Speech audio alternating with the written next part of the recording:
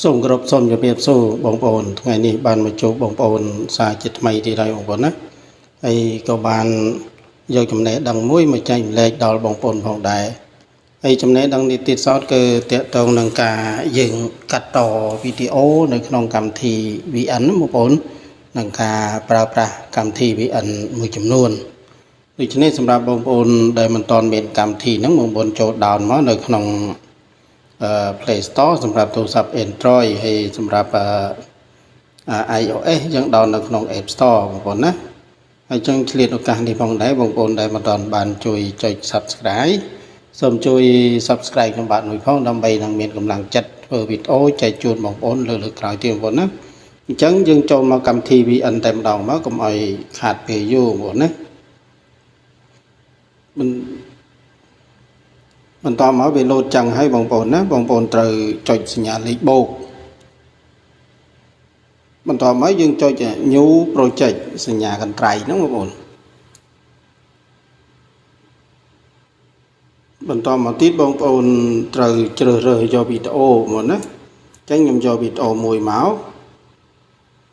បន្តមកខ្ញុំយក Next ឥឡូវយើង play មកគឺវីដេអូហ្នឹងវាបានមកមួយបងប្អូនណាអញ្ចឹងឧទាហរណ៍ថាបងប្អូនចង់ដាក់វីដេអូមួយទៀត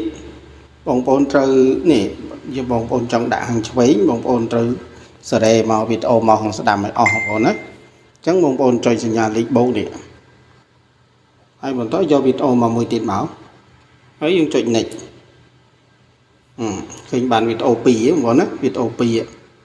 ដូច្នេះបងប្អូនចង់បានវីដេអូមួយទៀតបងប្អូនទាញវាមកស្ដាំមកអស់មកហើយបងប្អូនចុចសញ្ញាលេខបូកហើយបងប្អូនយកវីដេអូមួយទៀតមកហើយចុច next ឃើញវាបាន3បងប្អូនវីដេអូបាន3អញ្ចឹងឧទាហរណ៍ថាបងប្អូនចង់បានវីដេអូទី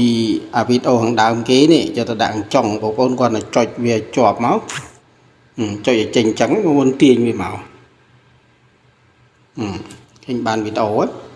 វីដេអូខាងដើមគេមកចុងវិញបងប្អូនឃើញទេឧទាហរណ៍ថាបងប្អូនចង់កាត់វីដេអូនឹងចេញបន្តិចអត់ចូលចិត្តផ្នែកខាងហ្នឹងអញ្ចឹងបងប្អូនគាត់សេរី cursor វាចំអា cursor សមួយហ្នឹងបងប្អូនគាត់ទៅចុចវាចំមកឃើញវាកាត់ឲ្យចំហ្នឹងហើយបងប្អូនសេរីលើវីដេអូដែលបងប្អូនចង់កាត់ហ្នឹងទៅបន្ទាប់មកយើងចុច delete ឃើញវាឲ្យហើយឧទាហរណ៍ថាបងប្អូនចង់កាត់ខាងចុងនេះចេញទៀតបងប្អូនគាត់ទៅសេរីវាមកចំណាក៏បានចំនេះក៏បានដែរហើយចុច cursor វាលើមកហើយចុចចំវីដេអូបន្តមក delete វាងាយស្រួលណាស់បងប្អូនណាសម្រាប់កម្មវិធី VN របស់យើងវាងាយស្រួលក្នុងការប្រើប្រាស់ហើយបើយើងបងប្អូនចង់ដោនបងប្អូនដោនវាមកនេះចង់ save វាទុកបងប្អូនសញ្ញាព្រួយក្រហមឡើងលើបងប្អូនចុចវាមកហើយចុច export វាមកនេះចុចសញ្ញា export របស់ Q ហ្នឹងវាលោតឲ្យបងប្អូនណារងចាំដល់ 100% ទៅវាលោតឲ្យហើយខ្ញុំសម្រាប់ខ្ញុំគឺខ្ញុំអត់បានដោននេះទេអត់បាន save ទេហ្នឹងគាត់ថាការបង្ហាញប្រាប់បងប្អូនទេ